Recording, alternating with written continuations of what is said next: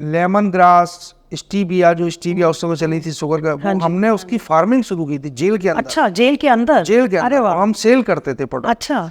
Even 2010 के कुंभ में हमने गेंदे की खेती की थी, हमने हर की पौड़ी पे गेंदा बेचा था। अच्छा। Hi, I'm Surabhi Sapra. Welcome to my podcast.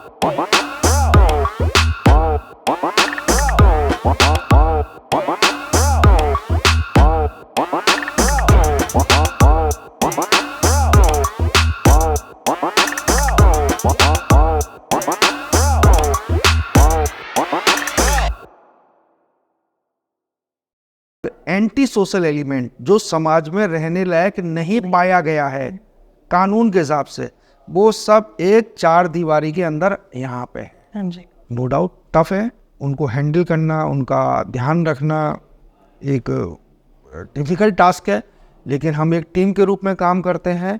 Team के रूप में उसमें टीम में हमारा स्टाफ होता है, हमारे अच्छे बंदी होते हैं, तभी हम इन सब चीज़ों से निकल पाते हैं, नकारात्मक विचारधारा से। हमारी दिनचर्या लगभग सुबह 6 बजे शुरू होती है। आप अगर मैं आम व्यूअर्स को बताना चाहूँ कि जेल भी you can say just like a hostel. अब सुबह 6 बजे जैसे ही उठने का समय है, हमें सब कैदियों को जो हमने रात में बंद किए हैं खोलना है, काउंटिंग करनी है, फिर हमें उनका ब्रेकफास्ट का अरेंजमेंट करना है। अब लगभग यहाँ 1500 प्रिजनर हैं, तो 1500 प्रिजनर का खाने का अरेंजमेंट, ब्रेकफास्ट का अरेंजमेंट, उनमें से कुछ प्रिजनर्स को कोर्ट जाना है, उनकी तैयारी, उनके लिए खाना नाश्ता बनना है। किसी की तबीयत ख़राब है तो हॉस्पिटल विंग के पास जाएंगे, किसी की पर्सनल समस्याएं हैं उनका निस्तारण के लिए अलग अलग डेस्क बनी हुई हैं, साइकोलॉजिकल समस्याएं हैं, मानसिक समस्याएं हैं। इसी बीच में घर में कभी किसी की प्रॉब्लम हो गई है, टेलीफोन से उसको पता चला है, उसकी समस्याओं के लिए उसकी ग्रीवेंसेस को कोर्ट तक पहुंचाना, सक्षम प्राधिकारी तक पहुंचाना। इसी बीच में छोट-मोट लड़ाई झगड़े की समस्याएं होती हैं, छोटी मोटी, उनको भी हैंडल करना है। फिर हम खाना डिस्ट्रीब्यूशन 11 साढ़े 11 बजे। एक आप देखते होंगे कि एक बारात में जनरली 1000, 1200, 1500 लोग होते हैं, तो वो जब वो बैंक्वेट हॉल में फंक्शन होता है, उसके बाद 2 दिन बैंक्वेट हॉल मैनेजमेंट को उसको सही दशा में लाने में लगते हैं। हमारे यहाँ सुबह भी बारात है, शाम को भी बारात है, और रूटीन में है, डेली है, तो एक सिस्टम बना हुआ है। लंच है, फिर मुलाकात पे विजिटर्स लोग बाहर से मिलने आ रहे हैं, 11 बजे से 3 बजे तक वो प्रोसेस चल रहा है। 3 बजे जैसे ही उससे हम फ्री होते हैं, फिर जो सुबह प्रिजनर कोर्ट गए हैं उनकी वापसी शुरू हो जाती है, वो प्रक्रिया चलती है। इसी बीच में शाम को रिलीज प्रोसेस शुरू हो जाता है।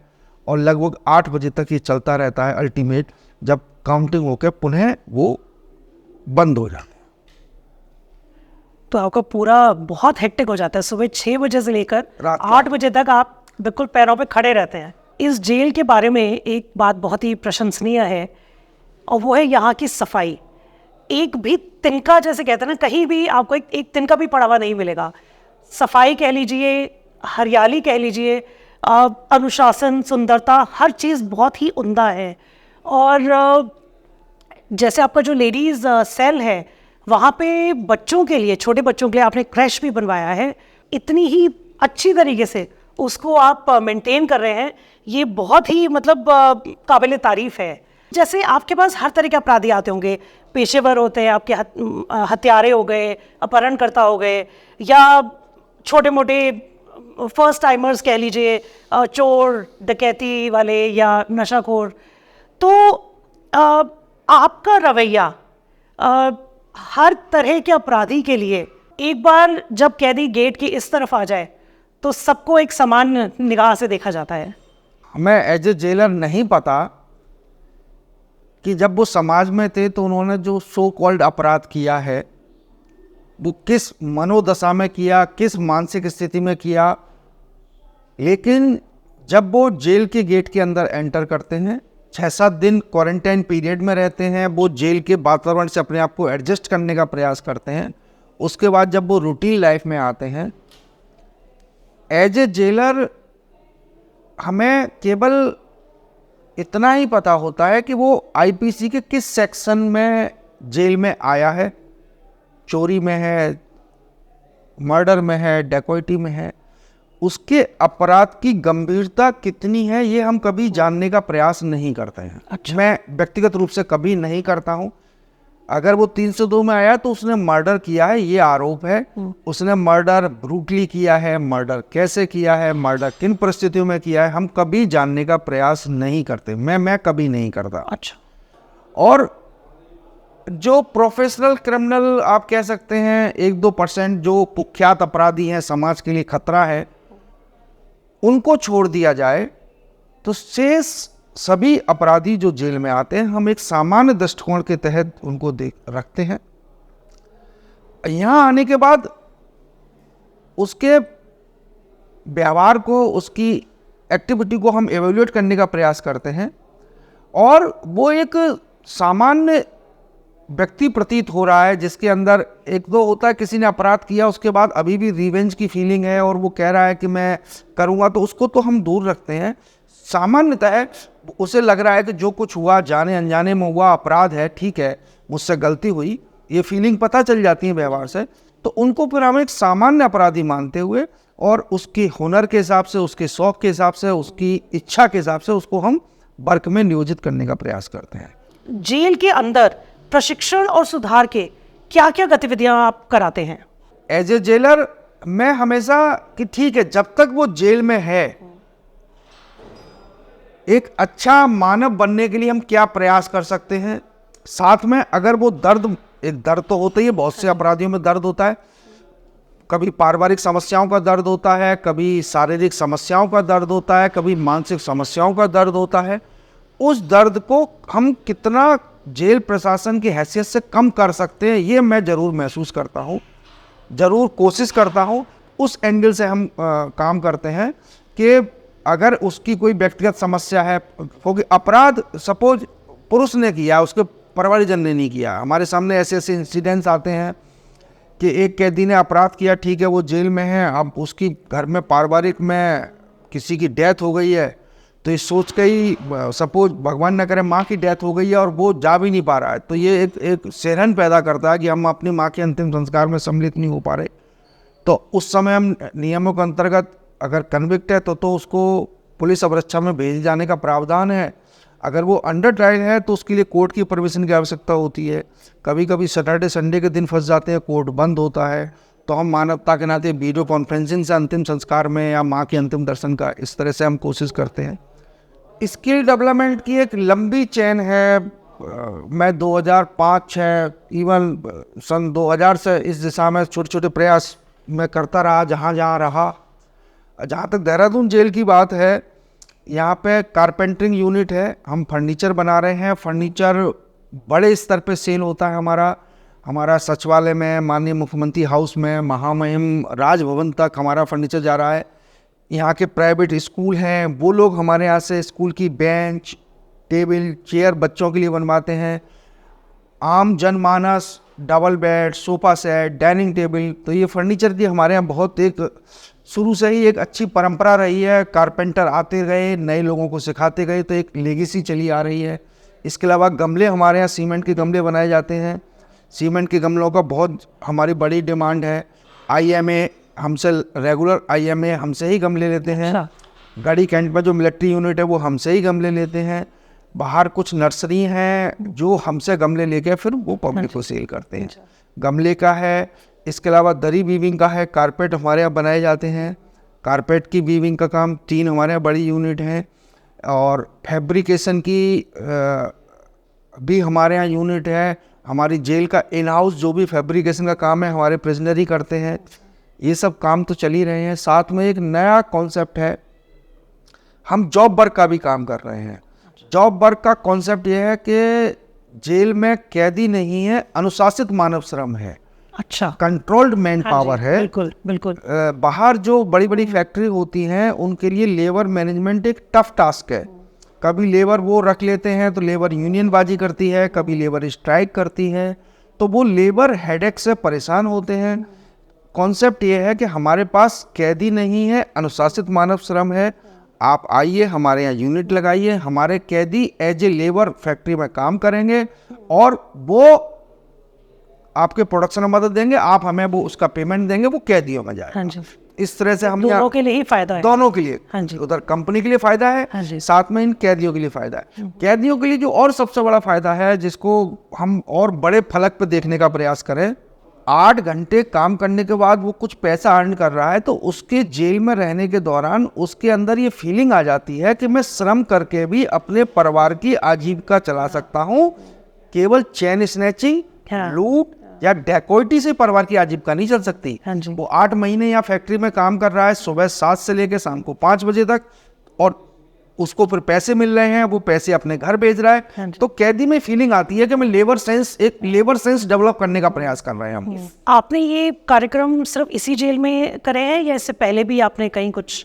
सबसे पहले मैंने बहुत छोटे स्तर पर शुरुआत की थी डिस्ट्रिक्ट जेल अल्मोड़ा में सन 2000 में। अच्छा, उस ज़माने में अल्मोड़ा में मैं चूँकि यूपी से आया था, तो एक नई चीज़ थी कि वहाँ सब्जी जो है कागज़ के लिफाफों में मिलती थी। उस ज़माने में सन 2000 की बात कर रहा हूँ। हाँ जी, पॉलीथीन में नहीं थी। अच्छा, तो जहाँ से हमारी जेल की सब्जी आती थी, मैंने उससे अप्रोच पूछा कि आप ये कागज़ के लिफाफे कहाँ से खरीदते हो? बोले बाज़ार से खरीदते हैं, इस दर पर खरीदते हैं।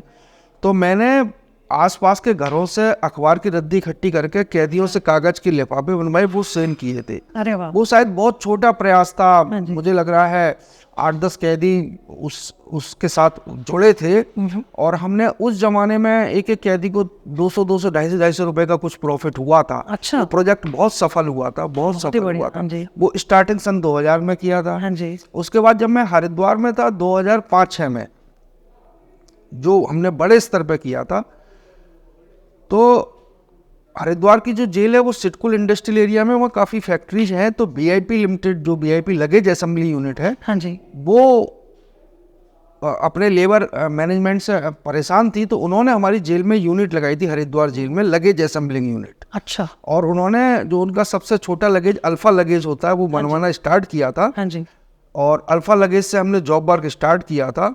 वो बाद में प्रोजेक्ट बहुत सफल हुआ, कंपनी को भी बहुत फ़ायदा हुआ, सरकार को बहुत फ़ायदा हुआ। और जेल चूँकि एक नॉन प्लान इंस्टीट्यूशन है, नॉन प्लान इंस्टीट्यूशन का मतलब ये है कि जेल से रेवेन्यू अर्न करने की अपेक्षा सरकार नहीं करती है। हाँ जी, हाँ जी, लेकिन वहाँ जेल ने रेवेन्यू अर्न करके सरकार को दिया।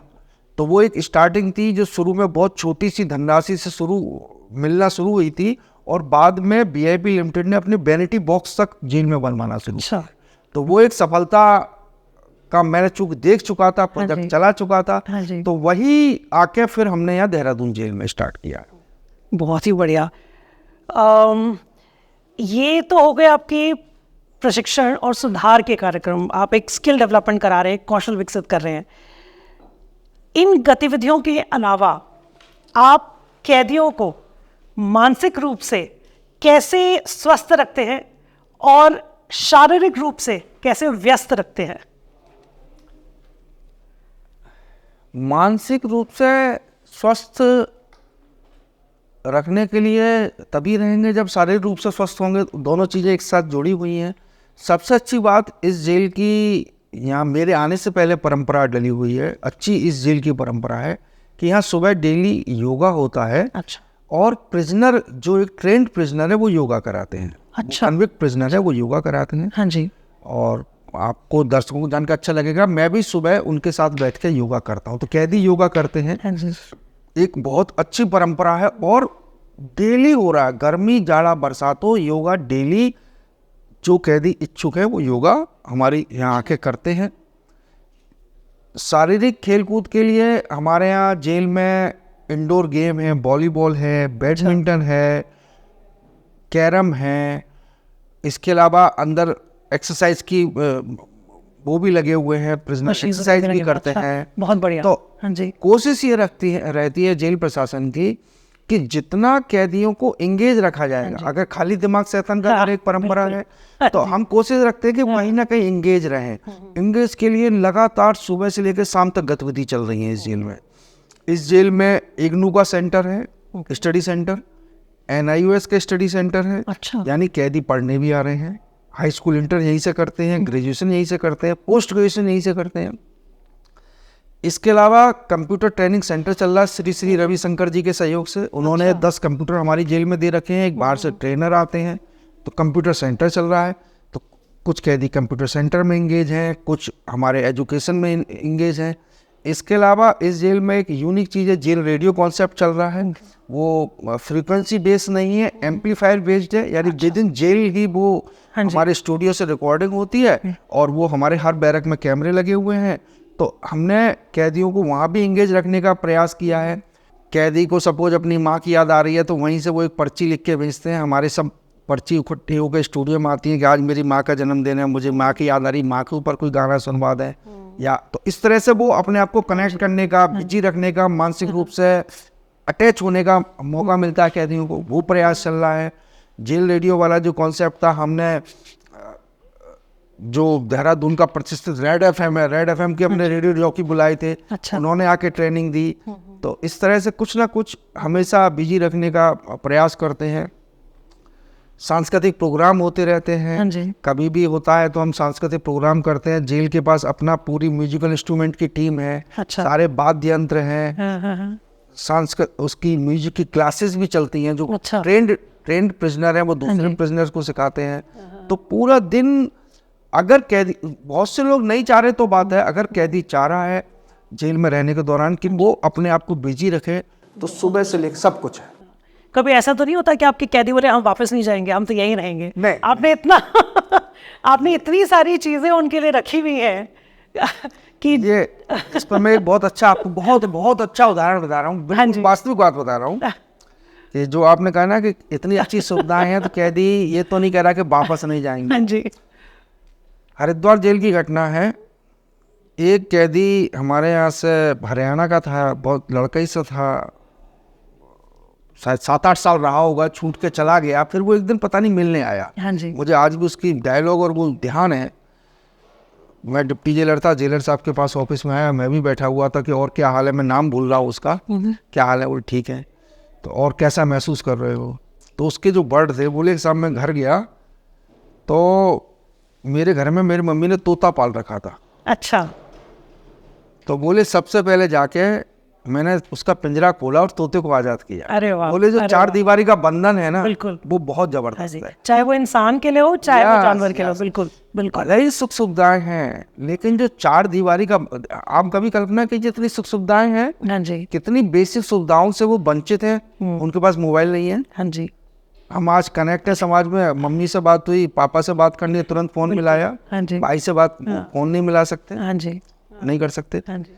आप कल्पना करिए, आज आपका मन है कि आज हमें पूर्णमासी है और शाम को रात को चांद देखना है। हाँ जी। वो तो नहीं देख सकते, हाँ जी। शाम को 6 बजे बंद है। हाँ जी। वो आकाश में खुले तारे नहीं देख सकते, शाम को 6 बजे बंद है। हाँ जी। हाँ जी। बंधन बहुत जबरदस्त है। हाँ जी। कहने को सारी सुख सुविधाएं हैं, आज उनका मन है कि आज हमें उन्हें पानी के पड़ाके खाने, चाट पकौड़े खाने, नहीं खा सकते, नहीं खा सकते। आज उनका मन है कि आज हम नहीं, आज हम रात को 10 बजे सोएंगे, आज हम पिक्चर देखेंगे, नहीं देख सकते। बिल्कुल। तो इसलिए आज 26 साल के इतिहास में हर कैदी का ये दर्द होता है कि वो कब चार दीवारी से कब आज़ाद होगा। बिल्कुल। लेकिन वो कहते हैं ना कि एक रसोई में बर्तन रखे हैं तो खनकेंगे ज़रूर। तो कभी ऐसा हुआ है कि आपस में तू मैं हो गई, लड़ाई झगड़े हो गए, या जैसे जो जेल के कर्मचारी हैं उनके साथ लड़ाई झगड़े हो गए, तो ऐसे सिचुएशंस को आप कैसे हैंडल करते हैं? ने जो प्रश्न पूछा है ना, बहुत सरल तरीके से शायद पूछा है, लेकिन जो व्यूअर्स देख रहे होंगे उनके दिमाग में कहीं ना कहीं वो चीज़ भी होगी जो वो फिल्मों में देखते हैं या टीवी पे कभी भी देखते हैं, जेल में गैंगवार कुछ इस तरह से, वो थोड़ा। लेकिन मैं बता रहा हूँ, मैं लगभग 26 साल से उत्तराखंड में हूँ। हाँ जी। उत्तराखंड में कारागारों की स्थिति बहुत अच्छी है। बड़ी जेलों पे मैं रहा हूँ, हरिद्वार रहा हूँ, हल्द्वानी रहा हूँ, देहरादून रहा हूँ, बड़ी जेलें हैं उत्तराखंड की। जेलों में गैंगवार उत्तराखंड में कॉन्सेप्ट नहीं है। बहुत अच्छी स्थिति है जेलों में, इस तरह की स्थिति नहीं है जैसा कि अभी तिहाड़ जेल में पिछले समय घटना हुई थी या यूपी में घटनाएं हुई हैं। उत्तराखंड में अभी तक कोई घटना नहीं हुई है। हाँ, अब वो जो आपका प्रश्न है कि बर्तन है तो खटकेंगे, गर्मा गर्मी तो होती ही होगी, सामान्य हाँ जी। प्रक्रिया है। हाँ जी। और ये सुबह से ही समस्याएं शुरू होना हो जाती हैं। कभी कभी आप लोगों के लिए या आम जो व्यूअर्स देख रहे होंगे, बहुत छोटी सी बात होगी कि साहब मेरा बिस्कुट का पैकेट रखा था वो चुरा लिया, क्योंकि यहाँ की उनके लिए यही चीज़ बहुत बड़ी है। हाँ जी। इस तरह की समस्याएं आती रहती हैं। मानसिक उन्माद भी कैदियों में होता है, हाथापाई भी कर देते हैं, मारा पीटी भी कर देते हैं, हमारे स्टाफ पे भी हाथ उठाने की कभी कोशिश करते हैं। तो अब इस जेल में एक बहुत अच्छी बात है कि अब हमारे यहाँ सीसीटीवी कैमरे लगे हुए हैं। 121 हमारे जेल में each and every corner covered है। अच्छा। रिकॉर्डिंग है। हाँ जी। तो अगर वो गलती कर रहा है तो उसके सामने प्रूव्ड होता है कि तुमने गलती की है। तो आधा तो वो तभी ही कहा साहब मैंने गलती की है, अपोलाइज करेगा, या जो उसको दंड दिया जाएगा वो स्वीकार करेगा। 90 और इसको हम अगर जब वो अपनी गलती मानना है तो नियमानुसार दंडित करने का प्रयास करते हैं। बहुत ज़्यादा उद्दंड है तो बलपूर्वक करने का प्रयास करते हैं। हाँ जी। तो ये समस्याएं दिन प्रतिदिन आती हैं और लगभग कंट्रोल वे में निमट जाती हैं। जैसे कहते हैं एक मनोकामना क्या होती है, हर बार कोई गेज नहीं कर सकता। कभी ऐसा हुआ है कि आपको कैदी को परखने में कभी कुछ भूल हुई हो, आपने कुछ अच्छा सोचा हो और वो? देखिए, मानव व्यवहार को, मानव को पढ़ना इतना आसान नहीं है। हाँ जी। बहुत क्लिष्ट व्यक्तित्व होता है। कई बार ऐसा हुआ है, एक कैदी, मैं हरिद्वार था तब भी था, फिर यहाँ आया यहाँ भी था, छूटा भी, हमें लगा कि अच्छा है, बाद में जाके वो फिर अपराध की दुनिया में चला गया, तो मुझे ही बड़ा शॉक्ड हुआ। तो लेकिन बहुत एक्सेप्शनल हैं, मुझे लग रहा है एक आध होगा कोई इस तरह का केस। और साधारणतया बहुत बड़ी इस तरह की मैंने कहीं चोट खाई हो या समझने में बड़ी भूल हुई इस तरह का तो मुझे कोई उदाहरण याद नहीं आ रहा है।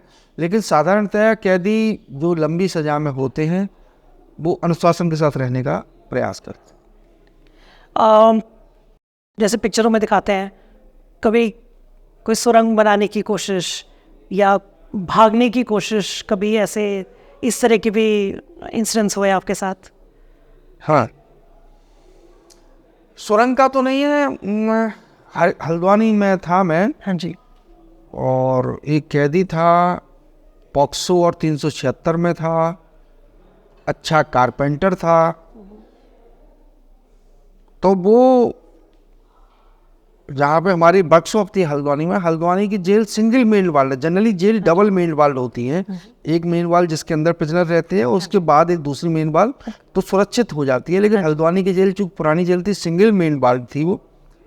तो वो धीरे धीरे वो वहाँ वर्कशॉप तक आने लगा, अच्छा काम कर रहा था, मुझे भी बड़ा अच्छा लग रहा था। और उसने धीरे धीरे विश्वास जीता। विश्वास जीतने के बाद चूँकि सुबह 7 साढ़े 7 बजे काम पे आ जाते हैं, उसे सब उसने पूरा रैकी की, उसने व्यवहार को देखा, कौन कितने बजे रह रहा है, मूवमेंट कितनी देर मुझे समय मिल रहा है। और उसे मालूम था कि इस समय पर्टिकुलर समय में थोड़ी लापरवाही है। वो मेन वाल पे चढ़ गया। अच्छा। और जब वो कूदने ही वाला था तो हल्द्वानी की जेल में इलेक्ट्रिक फेंसिंग थी, तो वो उसको कूद नहीं पा रहा था। अच्छा। इतनी देर में दूसरे कैदियों ने देख लिया, उन्होंने तेज आवाज में चिल्लाना शुरू किया। हाँ जी। और वो भाग एस्केप तो नहीं कर पाया, लेकिन उसने पूरी कोशिश कर ली थी। और पूरा मतलब ये पर ये कितनी ऊंची होगी दीवार? लगभग 21 फीट थी। 21 फीट? वो अटैच थी। हाँ एक जी। बिल्डिंग से दूसरी बिल्डिंग चढ़ता चढ़ता अच्छा, 21 फीट अच्छा। ऐसा, मतलब वो सोचिए कनेक्टेड। कितना उसने मतलब दिमाग लगाया होगा, कितना प्लानिंग करी होगी इसके लिए। बिल्कुल, लेकिन वो ईश्वर की कृपा हाँ रही, जी। क्योंकि जेल प्रशासन के लिए पलायन से बुरी कोई घटना नहीं हो सकती। हाँ, बिल्कुल। क्योंकि सबसे बुरा हमारे ऊपर दाग होता है। कभी आपके परिवार को या आपको कोई धमकी या कोई गलत जैसे कुछ हुआ है, ऐसा कुछ आप हमारे व्यूअर्स के साथ शेयर करना चाहेंगे? बिल्कुल हुआ है, बिल्कुल हुआ है। और धमकी भी मिली, बच्चों को भी धमकी मिली। अच्छा। पुलिस प्रशासन की सिक्योरिटी मिली। और कुछ थोड़ा सा शेयर करना चाहेंगे? हाँ, घटना तो ऐसा सच बताना उचित नहीं है, लेकिन हाँ जी। बहुत कुछ कुख्यात लोग हर जगह ही होते हैं। अगर उनको नियमों के अंतर्गत रहने का प्रयास करेंगे तो वो धमकी भी देंगे, और वो आपकी जान के लिए या आपके परिवारजन को भी जान हानि पहुंचाने की कोशिश करेंगे। तो इस तरह के रहते हैं, इशू रहते हैं। हाँ जी। बिल्कुल रहते हैं, और रहे हैं, मेरी लाइफ में भी रहेंगे। लेकिन ईश्वर की कृपा है कि चूंकि ईश्वर ने मदद की तो कुछ अनहोनी नहीं हुई। जेल के अंदर आपने बताया जैसे 1500 कैदी हैं। जेल के अंदर अगर किसी कैदी की मौत हो जाए किसी भी कारण से, या कोई बहुत गंभीर रूप से वो घायल हो जाए, तो उसका असर आप लोगों पे कैसे पड़ता है, और उसका असर और कैदियों पे किस तरह से पड़ता है? मानसिक कह लीजिए या किसी भी तरह से, क्या इफेक्ट होता है उसका, और उसको कैसे आप डील करते हैं? मौत बीमारी से भी हो सकती है, होती रहती है। उसकी एक कानूनी प्रक्रिया है कि अगर कस्टडी में मौत होगी, हाँ जी। तो उनका पोस्टमार्टम होगा, वीडियोग्राफी होगी, 3 पैनल का डॉक्टर पोस्टमार्टम करेगा, फिर न्यायिक जांच होगी। तो एक सामान्य प्रक्रिया के तहत इस तरह की कार्रवाइयाँ चलती रहती हैं। घायल होने का मतलब ये है कि अगर सपोज कोई आपस में लड़ाई झगड़ा हुआ है तब घायल हुआ हो। देहरादून जेल का एक इंस्टेंस है, एक कैदी ने दूसरे कैदी की लड़ाई झगड़ा हुई जरा सी बात पे, उसने उसकी टांग खींची, वो पैरालाइज्ड हो गया, अल्टीमेट उसकी डेथ हो गई फिर। अच्छा। एम्स में इलाज के दौरान। तो जिस कैदी ने ये सब किया था उस पर आज भी मुकदमा चल रहा है। अभी कोर्ट में बेचारा दीन है, तो फिर कानून के हिसाब से उस पर कार्रवाई होती है। साधारणतः मैं फिर व्यूअर्स को बताना चाहूँगा, बिल्कुल यहाँ पे आम कैदी बहुत डर के जेल में रहते हैं, अनुशासन में रहते हैं, नियमों से रहते हैं, और बस ये कोशिश करते हैं कि हम जेल का जो भी हमारा प्रवास है, जो भी समय है, वो अच्छी तरह से पूर्ण होकर हम वापस अपने घर जाएं। आपके 26 साल की सेवा में बहुत सारे आपने बदलाव देखे होंगे। विशेष रूप से सोशल मीडिया के आ जाने से जुर्म जिस तरह से हो रहा है उसमें बहुत बदलाव आए होंगे। आपके हिसाब से अपराधी की सोच में या अपराध में या जैसे हथियारों के यूज़ में किस तरह के बदलाव आए हैं, और आजकल क्या चीज़ ज़्यादा, किस तरह के जुर्म ज़्यादा प्रचलित हैं? अब तो समय ही बदल गया, आप बिल्कुल सही कह रहे हैं। जिस समय हम आए थे स्टार्टिंग में 97 में, और अब अपराध करने के तरीके बदल गए।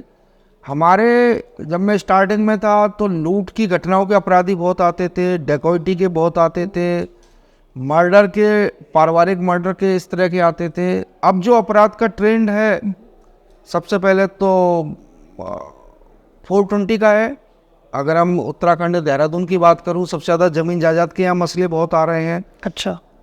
आदमी प्रॉपर्टी खरीद रहा है, वो सही है कि नहीं, उस तरह के केसेस बहुत हैं। आईटी एक्ट के बहुत हैं, जो ऑनलाइन जो ठगी कर रहे हैं वो बहुत हैं। 2 बड़े अपराध हैं। तीसरा जो उत्तराखंड में मैं देहरादून में देखता हूँ, ड्रग्स का प्रचलन बहुत है, ड्रग्स वाले अपराधी बहुत हैं। चौथा जो शायद मुझे लगता है नेशन वाइड है, और ये समाज के लिए बड़ा चिंता का विषय भी है, हमारी समाज के लिए भी, महिलाओं से संबंधित अपराध में काफ़ी वृद्धि हुई है। अच्छा। स्पेशली जो यूथ है, रेप में, पॉक्सो एक्ट में, यहाँ बड़ी चिंता होती है कि ये जो समाज में जो हो रहा है, ये कुछ गलत हो रहा है। हो सकता है ये भी हो कि पहले शायद अपराध होते हों, लेकिन मीडिया और इतनी एक्टिव ना हो तो कवरेज नहीं होती, कवरेज ना मिलती हो, लेकिन अब वो शायद खुल के सामने आ रहा है। लेकिन सोचने का विषय है, और हमारी युवा पीढ़ी को जागरूक करने का विषय है कि कम से कम इन अपराधों से बचा जा सकता है। आपको लगता है कि सोशल मीडिया का जो इतना ज़्यादा प्रभाव हो रहा है, उससे आजकल की यूथ बहुत ही जैसे कहते हैं ना, उत्सुक हो गई है, बहुत इम्पेशेंट, और एक जैसे बहुत आधीर, बहुत इंस्टेंट रिजल्ट्स चाहिए। आपने आज मैसेज डाला, अभी अगर जवाब नहीं मिला तो एकदम बेकरार से हो जाते हैं। आपको लगता है सोशल मीडिया का अपराध के बढ़ने में एक बहुत बड़ा हाथ है? गंभीर विषय है इस पर कहना, लेकिन अगर सोशल मीडिया का हम पॉजिटिव वे में उपयोग करें तब तो उपयोगिता है, और अगर हम नेगेटिव उसमें करें तो नो डाउट कि परिणाम गलत ही मिलेंगे। हाँ जी, क्योंकि आजकल सोशल मीडिया की वजह से इतना एक्सपोजर हो गया है कि जो शायद आपने और हमने काफ़ी बाद में देखा समझा, वो आजकल छोटे छोटे बच्चे बहुत जल्दी देख रहे हैं, सीख रहे हैं। इसी तरह से जैसे आपने बताया कि कवरेज बहुत ज़्यादा हो रही है, शायद पहले इतना नहीं था, तो लोगों को और आइडियाज़ भी मिल रहे हैं कि हाँ इस तरह के अपराध किए जा सकते हैं। बिल्कुल। या तो वो सब भी मेरा पर्सनली मानना है ना, हाँ जी, कि बहुत जो हीनियस क्राइम उस तरह के होते, पर्सनली मानना है, मैं एज ए जेलर नहीं, हाँ जी, एज ए व्यक्ति कह रहा हूँ। हाँ जी, शायद इनको मीडिया में कवरेज कम मिले तो दूसरे लोग कम इंस्पायर्ड हो, ऐसा मैं सोचता हूँ। मैं सोचता हूँ, क्योंकि जब हम वो उस तरह की न्यूज़ देखते हैं तो जो हमारे मन में अगर कुछ नेगेटिव चल रहा है तो उसी एंगल्स पे हम चलने का प्रयास करते हैं, तो थोड़ा सा आई थिंक पिक्चरों से भी बहुत आइडियाज मिलते हैं लोगों को। बिल्कुल। तो और वो काफी हद तक गलत भी होते हैं, कभी हमने सोचा भी नहीं होगा कि ऐसा भी हो सकता है या किया जा सकता है। बिल्कुल। तो बिल्कुल, वो तो डॉक्टर कलाम साहब कहते थे, जो मीडिया के लिए उन्होंने कहा था अपनी मिशन 2020 नवनिर्माण की रूपरेखा बुक में, हाँ जी, कि नो डाउट आपको नकारात्मक खबरें छापनी पड़ती हैं, मजबूरी है मीडिया की, लेकिन आप सकारात्मक खबरों को ज़्यादा स्थान दें। हाँ जी, अगर हम आज अखबारों में पॉजिटिव खबरें पढ़ेंगे तो हमारा मन फिर पॉजिटिव काम करने को ही पड़ेगा। तो मैं तो हमेशा मीडिया से भी मेरी अपील रहती है, प्रार्थना रहती है कि आप जो अच्छा काम हो रहा है उसको ज़्यादा कवरेज दें, जिससे दूसरे लोग और मोटिवेट हो सकें। ऑफिस में तो आप बॉस हैं, आप जेलर हैं, आपकी चलती है, और लोग डरते हैं, थर थर कांपते हैं, मतलब उतनी इज्जत है बट डरते भी है। घर में जेलर कौन है? घर में नो डाउट पत्नी ही होंगी। हम तो भाई जब चूंकि काफ़ी समय हमारा ये बीतता है तो नियंत्रण उन्हीं का रहता है, तभी बच्चे पढ़ लिख पाते हैं, तभी हम सुकून से सो पाते हैं, तभी हमारी मानसिक, तो इसमें तो कोई पूछने वाली बात ही नहीं है। मेरे ख्याल से बहुत ज़रूरी होता है कि जैसे आप जितना टाइम यहाँ लगा रहे हैं, घर जाके जब आपको उतना ही सपोर्ट मिले और एक स्ट्रॉन्ग जैसे कहते हैं ना साथी हो, बिल्कुल, तो वो बहुत ज़रूरी है ताकि आप आगे इतना सारा कुछ कर पाएं। तो हम परिवार के लिए बिल्कुल समय नहीं दे पाते, तो सारा काम पत्नी को ही मैनेज करना होता है। बच्चों की पढ़ाई है, कहाँ ट्यूशन है, कहाँ एडमिशन है, कब जाना है, कब आना है। हाँ जी, तो ये बहुत ज़रूरी है इस तरह की जॉब में जीवन साथी का सहयोग। कुछ होते हैं कि जो जैसे कहें कि हम फर्स्ट टाइम हो गया, गलती से हो गया, या एक्सीडेंटल विक्टिम्स जैसे कहते हैं हम लोग, और उसका बड़ा क्लासिक एग्जाम्पल था जो फिल्म आराधना है, जिसमें शर्मिला टैगोर जो है वो अपने बेटे को बचाने के लिए अपने सर पे बच्चे का इल्ज़ाम ले लेती हैं।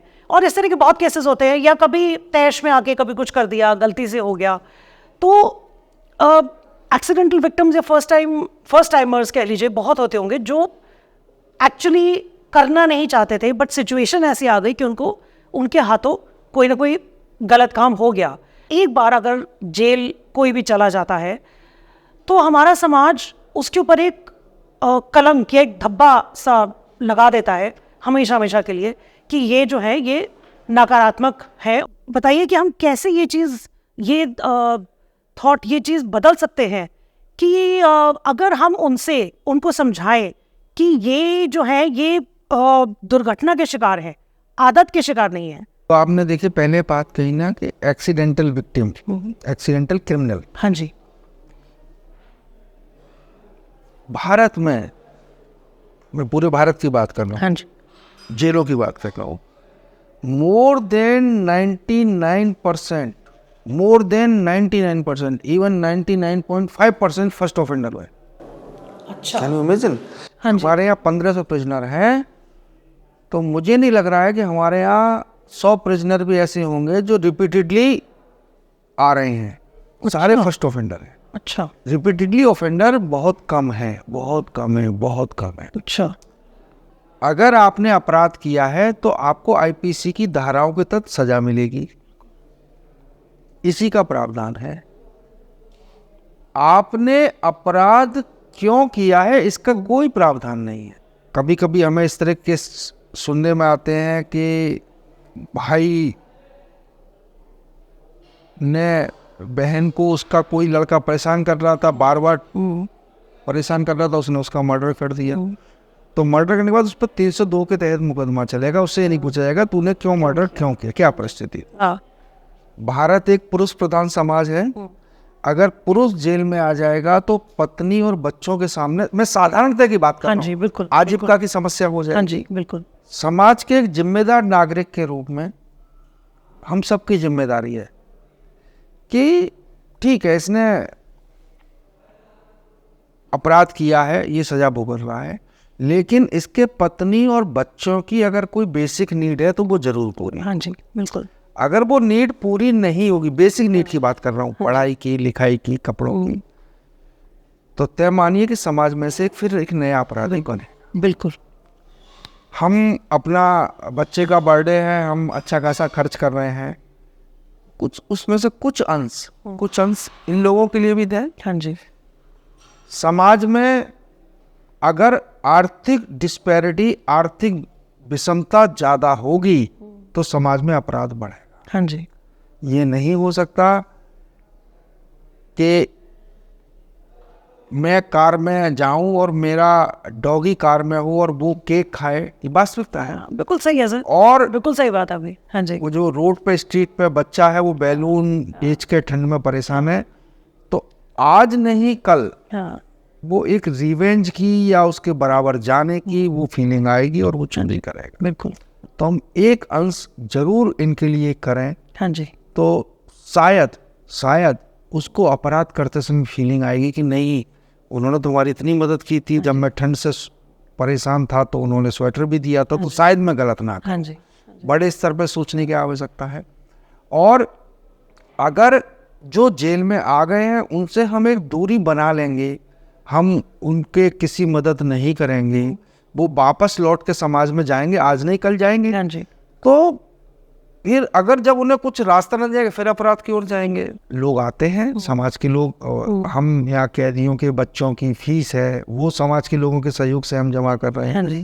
कैदियों की बेटियों की शादी है, समाज के सहयोग से जमा कर रहे हैं। हमारे पास एक फीडबैक होता है, हमें मालूम होता है जेल में रहने के दौरान कि किस कैदी की आर्थिक स्थिति कैसी है।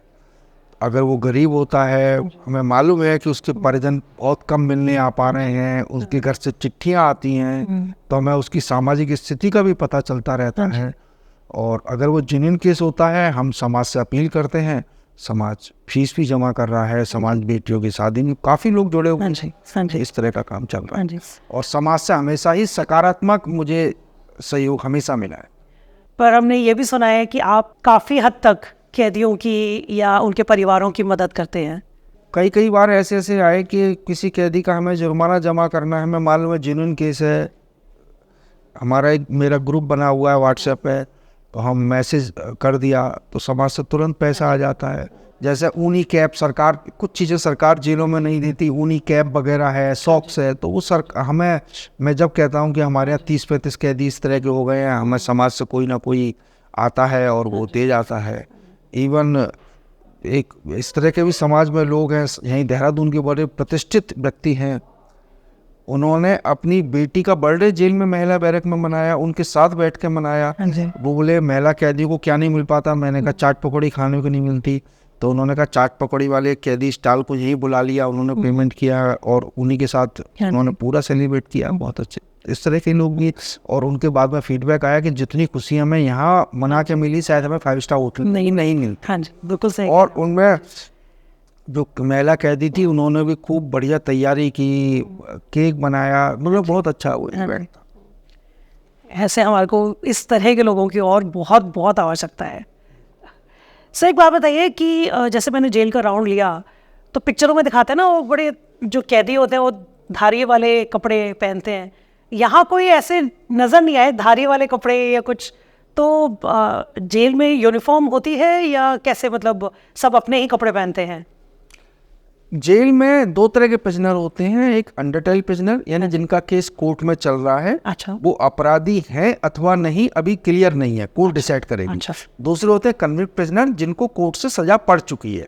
जिनको सजा पड़ चुकी है उनकी ड्रेस निर्धारित है, सफेद कुर्ता पजामा, उत्तराखंड में सफेद कुर्ता पजामा है। अच्छा, तो वो लोग वो पहन। अच्छा, धारी वाले वो नहीं है, धारी वाला कॉन्सेप्ट एक पिक्चरों में देखा है, व्यू बना रखा है कि मैंने यूपी में भी नहीं देखा, यूपी रहा हूँ और उत्तराखंड मैंने नहीं देखा। अच्छा, सफेद कुर्ता पजामा वही ड्रेस है। अच्छा, हाँ मैंने देखे थे कुछ लोग जो कि कुर्ते पजामा में थे। ओके।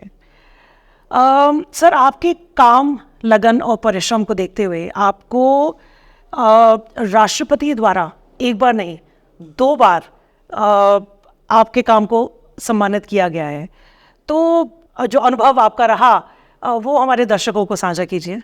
मैं 2003 से लेकर 2012 तक हरिद्वार में रहा हूँ। वहाँ एक सकारात्मक कार्यों की एक श्रृंखला शुरू, एक नहीं कई काम शुरू हुए। तो लगातार एक नहीं, हमने वहाँ मेडिसिनल प्लांट की फार्मिंग शुरू की। उस समय ही पतंजलि योगपीठ नया बना था। अच्छा। आचार्य जी, बालकृष्ण जी और रामदेव जी, बिल्कुल उनका स्टार्टिंग पीरियड था। वो हमारी जेल में भी आए थे। अच्छा। और उन्होंने लेमन ग्रास, स्टीविया, जो स्टीविया उस समय चली थी शुगर का, हमने उसकी फार्मिंग शुरू की थी जेल के अंदर। अच्छा, जेल के अंदर? जेल के अंदर हम सेल करते थे प्रोडक्ट। अच्छा। इवन 2010 के कुंभ में हमने गेंदे की खेती की थी, हमने हर की पौड़ी पे गेंदा बेचा था। अच्छा। इसके अलावा जो जॉब वर्क का कॉन्सेप्ट था हमने वहाँ कई चलाया। तो वहाँ के कार्यों के आधार पे मुझे पहली बार मेरा स्टेट गवर्नमेंट ने नॉमिनेशन भेजा।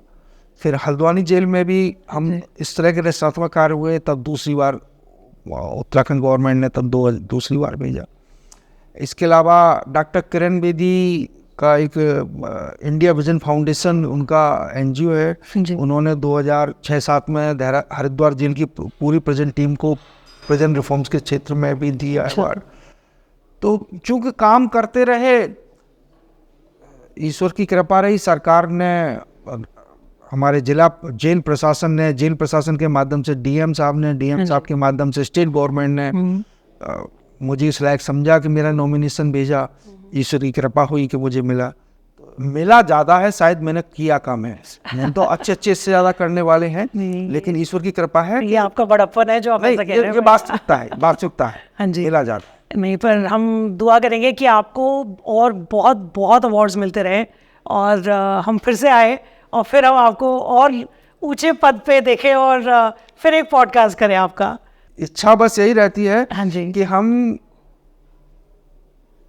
इन कैदियों के दुख दर्द जो नियमों के अंतर्गत हम कम कर सकते हैं, कितना हम कम करने का प्रयास करें। तो हमें लगता है कि अगर ईश्वर ने हमें बैठाया है कुर्सी पे और अगर हम कर सकते हैं तो ज़रूर करें। तो दूसरे के जब दुख दर्द कम हो जाते हैं, उसकी समस्या सॉल्व हो जाती है और वो मुस्कुराता हुआ ऑफिस से जाता है, तो अपने आप में सुकून मिलता है। हाँ जी। कोशिश यही होती है। कुछ भविष्य के लिए कोई योजनाएं जो आप हमारे दर्शकों के साथ शेयर करना चाहेंगे? जेलों का स्वरूप बहुत तेज गति से बदल रहा है। पहले जेलों को एक कॉन्सेप्ट था जब हम शुरू में आए थे कि ठीक है, एक नेग्लेक्टेड इंस्टीट्यूशन है, वहाँ हमने लोगों को भेज दिया है। और उद्देश्य जेल प्रशासन का भी होता जा रहा है कि जेल में रहने के दौरान वो कुछ यहाँ से सीख के जाए, हुनर लेके जाए, या जब तक जेल में रह रहा है वो इतना पैसा तो कमाता रहे कि उसकी आजीविका चलती रहे। ये एक नया कॉन्सेप्ट है हाँ जी। जो अभी स्टार्ट लगभग हो चुका है। हमारी देहरादून जेल में ही अभी एक बाहर माननीय मुख्यमंत्री जी उसकी घोषणा करके गए थे, 5 करोड़ से कौशल विकास केंद्र बन रहा है। अच्छा। जहाँ पे कई बिजनेस एक्टिविटी चलेंगी। और शायद मेरा सपना है, अभी मुझे नहीं पता भारत में तो कहीं है कि नहीं है, कि जेलों में भी रात में भी शिफ्ट में हमारे कैदी एज ए लेबर काम करेंगे। अच्छा। हाँ होगा वो, हाँ जी। आज नहीं कल होगा, मेरा सपना है। मुझे ऐसा मुझे लगता है। हमारे एक कैदी है अभी इसी जेल में है, अब वो बोला कि साहब मेरे बच्चे का नीट का एग्जाम है, मुझे तो कैदी है लेकिन बच्चे तो और नीट का एग्जाम भी दे सकते हैं, कोचिंग में भी पैसा चाहिए होगा। हाँ जी। तो जेल में रहने के दौरान कम से कम उसका परिवार के जो सपने हैं, अच्छे सपने हैं, वो पूरे होते रहे। उसके लिए ज़रूरी है कि जेल में रहने के दौरान वो अच्छे बिजनेस एक्टिविटी में इन्वॉल्व रहे और आजीविका कमाता रहे। कोई ऐसी योजना जो आप इस जेल में, देहरादून जेल में करना चाहेंगे आगे आने वाले कुछ सालों में? हाँ, अभी हमारे 2 प्रोजेक्ट हमारे हैं। एक तो हम नेशनल हाईवे पे अपनी रेस्टोरेंट खोलने का प्लान है। अच्छा। जमीन हमें मिल चुकी है, अच्छा। प्रस्ताव है। हाँ जी। जो कुछ राज्यों में जेल में इस तरह के चल रहे हैं, उनके अपने रेस्टोरेंट चल रहे हैं। हाँ जी। दूसरा, ये जो जेल है आसपास यहाँ पे काफ़ी पब्लिक रह रही है, अब कंजस्टेड एरिया में आ गई है, तो एक बार्बर शॉप हमारा जेल के बाहर खोलने का प्लान है। जो अच्छा। कैदी जाएगा सुबह 7 बजे और शाम को 5 बजे तक बार्बर शॉप पे काम करेगा। ये 2 प्रोजेक्ट अभी हैं, हम उम्मीद कर रहे हैं हाँ जी। कि अगले 1 आध साल में ये दोनों प्रोजेक्ट हमारे यथार्थ में धरातल पे उतरेंगे। पर इसमें अभी तक जो आपकी गतिविधियां हैं, उसमें जो क्रिमिनल्स हैं वो आपके जेल के अंदर काम कर रहे हैं, पर ये जो आपने योजनाएं बताई, जो रेस्टोरेंट बताया आपने या जो बार्बर शॉप बताया, इसमें कैदी जेल के बाहर जाएगा, तो उसको आप कैसे कंट्रोल करेंगे? और क्योंकि औजार भी हैं हाथ में हर तरह के, तो कैसे कंट्रोल करेंगे इसको? कभी कोई मुश्किल समस्या आ जाए, कुछ आ जाए, लड़ाई झगड़ा हो जाए, गर्मा गर्मी हो जाए, कोई कस्टमर ने कुछ कह दिया है, तो कह दिया, आफ्टर ऑल तो आम जनता इनको एक्सेप्ट करे, तो उसको कैसे आप संभालेंगे? ये नया कॉन्सेप्ट नहीं, हिमाचल में काफ़ी कैदी सुबह जाते हैं काम करने, शाम को वापस आ रहे हैं। हाँ जी। तेलंगाना में करीब 30 पेट्रोल पंप कैदी चला रहे हैं, तेलंगाना अच्छा। Present department. हाँ जी। और जो आपने एक बात कही है, व्यूअर्स भी यही सोचते होंगे कि अरे भाई कैदी है, इसके हाथ में औजार। जो कैदी का चयन होता है वो बड़ा क्राइटेरिया है, जिनके कुछ पीरियड कट गया है, जिनका जेल में आचरण बढ़िया है, हाँ जी। जिनके भागने के चांस नहीं है, जो अनुशासित जीवन व्यतीत कर रहे हैं, उन्हीं को बाहर भेजा जाएगा। हाँ जी। तो ये पात्र लोगों में जाएंगे और मुझे नहीं लगता कि इस तरह की समस्या आएगी। यूपी में बहुत पहले चल रहा है, लखनऊ में कैदी सुबह जाते हैं और शाम को वापस आते हैं, काफ़ी लोग कर रहे हैं। हम चाह रहे हैं कि ये रेस्टोरेंट जल्दी से खुले, बार्बर शॉप जल्दी से खुले और बहुत बढ़िया काम इस पे आए। आपका कीमती समय देने के लिए हमें बहुत बहुत शुक्रिया, और उम्मीद करते हैं कि इस पॉडकास्ट को हज़ारों लाखों लोग देखें और समाज में हम जो बेसिक एक मेंटालिटी है उसको चेंज कर पाएँ, और एक पॉजिटिव थिंकिंग जो है जेल कर्मचारियों के लिए या कैदियों के लिए, हम एक पॉजिटिव थिंकिंग ला सके और एक अच्छा बदलाव आए। तो बहुत बहुत धन्यवाद आपका। बहुत बहुत धन्यवाद मैडम आपका, माइग्रेटिंग ऑकल्ट जो आपका वो है उसका। और मैं खुद उम्मीद करता हूँ कि समाज के लोग भी इस बदलाव में हमारे साथ रहें और हम जेल को या जेल के कैदियों को नेगलेक्ट करके समाज की कल्पना नहीं कर सकते। अगर समाज है तो जेल भी होगी, कैदी भी होंगे। हाँ जी। और हम शायद बड़े स्तर पर तभी परिवर्तन ला सकते हैं जब हम कैदियों के प्रति सकारात्मक दृष्टिकोण अपनाएंगे। ठीक है, आपने अपराध किया है, आप को कानून के हिसाब से सज़ा मिल रही है, लेकिन आप अच्छे नागरिक बन के वापस समाज में आइए, तो समाज आपका स्वागत करने के लिए, आपको एक्सेप्ट करने के लिए, आपको एकोमोडेट करने के लिए तैयार है। ये फीलिंग हम रखेंगे तभी हम एक बेहतर समाज का निर्माण कर पाएंगे। बहुत बहुत धन्यवाद। Thank you. Thank you so much. और सर एक छोटा सा हम आपको गिफ्ट देना चाहेंगे। सर हमारे शो पे आने के लिए एक छोटा सा टोकन आपके लिए। ये टाइगर जो है बांधवगढ़ से खींची है मैंने फ़ोटो। और जैसे एक टाइगर कहते हैं ना कि अपनी टेरिटरी पूरा मार्क करके रखता है और एक कंट्रोल में रखता है, नियंत्रण में रखता है। मेरे ख्याल से बिल्कुल सामने से ले रहे हैं। हाँ जी, हाँ जी। कैसे लिया आप जिप्सी में ये हाँ जी जिप्सी में थे। मतलब मेरा खैर लेंस काफ़ी जूम इन लेंस है इसलिए इतना पास नहीं था वो। बट जिस तरह से इसकी कहते हैं ना एक पर्सनैलिटी है, मेरे ख्याल से ये आपकी पर्सनैलिटी बिल्कुल मैच करती है इससे। तो मुझे लगा ये बिल्कुल मैं जरा ऐसे देखूंगा। हाँ जी, बहुत बहुत ज़बरदस्त आप वर्ड उसको फोटोग्राफी में अपनी नई ऊंचाइयां छुए। बहुत अच्छा फोटो है, बहुत ही अच्छी आपकी फोटोग्राफी है। Thank you so much sir. बिल्कुल नेचुरल, बहुत अच्छा। थैंक यू बहुत सर। बहुत धन्यवाद आपको। Thank और you. आपने हमारे इसको कवर किया, हमारे विचारों को। हम चाहेंगे कि जो और अच्छी हाँ जी, लोगों में फीलिंग आए